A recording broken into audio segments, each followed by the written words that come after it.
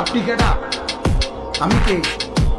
বলে মুসলমান বলে মুসা নবীর মতো নবী আল্লাহর কাছে হাসরের ময়দানের ব্যাপারে বলছে, আল্লাহ হাসরের মাঠে লা আসআলুকা লিয়াউমা উম্মি ওয়ালা উখতি, আমি আমার মাকে চাই না, আমি আমার বোনকে চাই না, বাল আসআলুকা লিয়াউমা নাফসি, আমি মুসা কেবল আমাকে বাঁচাইতে চাই, আমাকে বাঁচাইতে চাই। আল্লাহ আমাকে বাঁচান, হাসরের মাঠ আমার বড় ভয় হয়, হাসরের মাঠ আমার বড় ভয়। আল্লাহ নবী সাল্লাল্লাহু আলাইহি সাল্লাম বলেন, ইয়াকুব নবী নিজের চোখে দেখবে ইউসুফ নবী ওনার ছেলে দাঁড়াইয়া আছে সামনে, এটা সেই ইউসুফ যার জন্য দুনিয়ায় কানতে কানতে চোখ সাদা বানায় লাইছে। সেদিন হাসরের ময়দানে নবী বলেন, একবারের জন্য ইয়াকুব নবী বলবে না যে আল্লাহ আমার ছেলেটার কি হবে, ইয়াকুব নবী বলবে, ইয়া রাব্বি নাফসি নাফসি, আল্লাহ আমাকে বাঁচান, আমাকে বাঁচান। ওরটা ও বুঝবে, আমারটা আমি বুঝতেছি। এটারে হাসরের মাঠ বলে। বাস এই মুসলমান, আল্লাহর নবী সাল্লাল্লাহু আলাইহি ওয়াসাল্লাম হাসরের ময়দানের ব্যাপারে এতটা নবীজি নিজেও চিন্তা করতেন। আপনারা সবাই শুনছেন, জানেন, 5 ওয়াক্ত নামাজের পরে ওলামায়ে কেরাম থেকে জিজ্ঞেস করে দেখেন, 5 ওয়াক্ত নামাজের পরে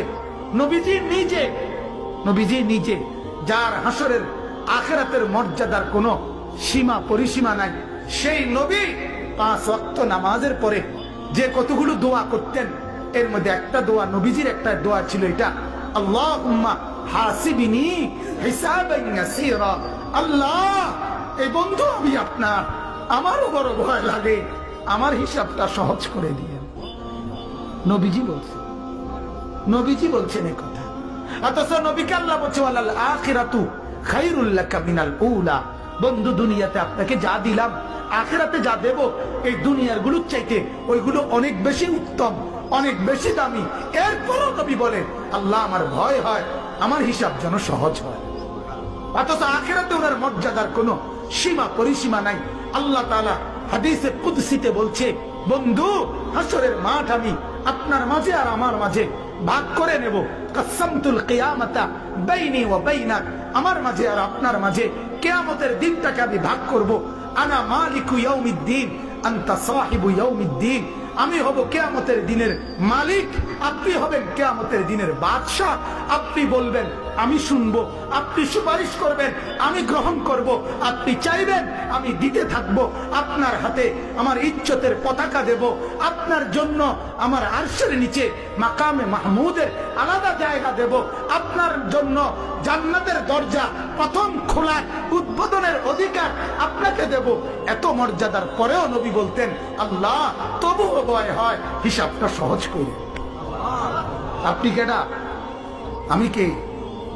বলেন এই মুসলমান, বলেন সেজদা নাই ঘরের মধ্যে গত 1 বছর 2 বছর আপনার উপযুক্ত ছেলেটা কোনদিন ফজরের নামাজ পড়ে না, মেয়েটা ফজরের নামাজ পড়ে না, বিবি পর্দা করে না, মেয়ে পর্দা করে না, ঘরের মধ্যে আজ 20 বছর টানা রঙিন টেলিভিশন চলে, নর্তকী নাচে গায় ফুর্তি করে, গানের আওয়াজে বাদ্যে পুরা ঘর জমজমাট, এত নাফরমানির অবস্থায় এই হালাত নিয়ে কবরে গিয়া সুপারিশ কেমনে মিলবে দোস্ত? আখিরাতে নবীজির সামনে দাঁড়াবেন কিভাবে? আল্লাহর নবী তো বলবে, উম্মত এভাবে বেজ্জতি করলি কেন? 23 বছরে তোর আমার তায়েফের রক্তের কথা মনে নাই? আমার দামদাম শহীদের কথা মনে নাই? আমি 14 দিন পেটে পাথর বাঁধছিলাম ক্ষুধার কষ্টে, একথা কি মনে নাই? আমি 3 মাস চুলায় আগুন জ্বলে নাই, একথা কি উম্মত মনে নাই? আমার এত কষ্ট এত মেহনতকে এইভাবে নাফরমানি করে আমাকে তুচ্ছ তাচ্ছিল্য করলি, আমার দিনকে অপমানিত করলি, আজ কেন বলবো? আজ কিভাবে বলবো আমি মাওলার কাছে? বল উম্মত। কোরআনুল কারীমের সূরা নিসার মধ্যে আছে, ওয়াজিনা বিকা আলা হাউলা'i শাহীদা, আল্লাহ নবীকে বলছে, বন্ধু হাসরের দিন আমি আপনার হাতে আপনার উম্মতের আমলনামা তুলে দেব, আপনি পড়বেন, আপনি শোনাবেন, আপনি হিসাব করবেন, আপনি বলবেন, এরপরে আমি ফয়সালা দেব। আপনি সায়াসে কইবেন, তাফসীরে আল্লাহর কসম এই কথা স্পষ্ট আছে।